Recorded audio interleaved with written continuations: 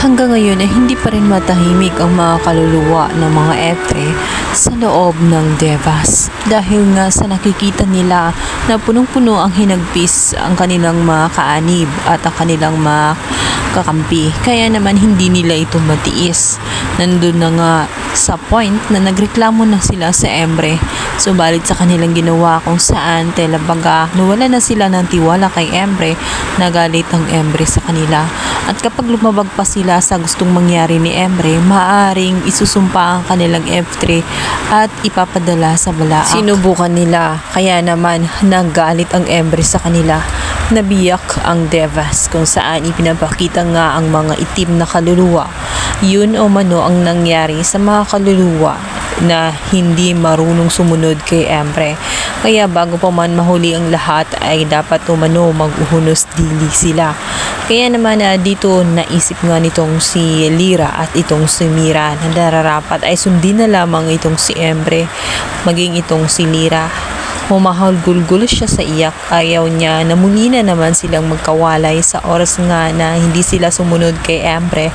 Ayaw niya na maglayo na naman silang muli kagaya ng nangyari nang nandoon pala sila sa Encantadia. Matagal silang nagkita mag-ina. Kaya naman hiniling niya sa kanyang ina na wag na lamang suwayin ang gustong mangyari nga nitong si Emre. Nananahimik sila sandali, ngunit habang tumatagal ay tela hindi na nga matitiis ni Amihan. Kailangan niyang puntahan ang Encantadia. Batid niyang nangangailangan ito ng tulong. Wala na siyang pakialam kung kanyang F3 man ay mapunta sa Balaak. Ang importante na nga sa kanya ay matulungan niya ang kanyang mga kapwa sangre at ang Encantadia ay makatulong siya kung paano makalaya sa mga kamay nga nitong si Metena. Sa kabilang banda, unti-unti namang mararamdaman nga nitong si Mona na may ibang ginagawa ang kanyang anak na si Terra.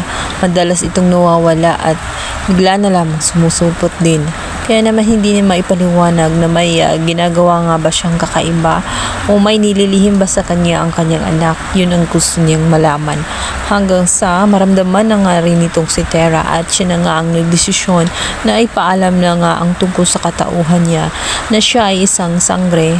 Siya ang tinutukoy na sangre. Siya din ang nagliligtas sa mga tao na nangangailangan ng tulong. Noong una ay nagulat ang kanyang ina, ngunit unti-unti na rin niyang tinanggap ang buong pagkatao nitong si Terra sapagkat mahal niya ito.